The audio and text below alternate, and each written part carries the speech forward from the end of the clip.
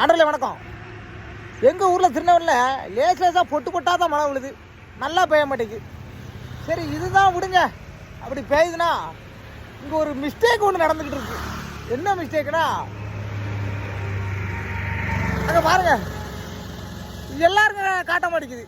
சும்மனுக்க வண்டிக்கெல்லாம் காட்டுது 45 கிலோமீட்டர்னு. இப்போ ஒரு பைக்கு போகும் பாருங்க, அது காட்டாது.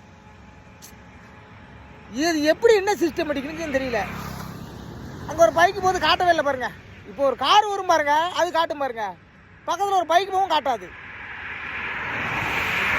இங்கே பாருங்க, இப்போ வரைக்கும் காட்டலை. அவ்வளோ காரு போயிட்டு பைக்கு போயிட்டு காட்டலை.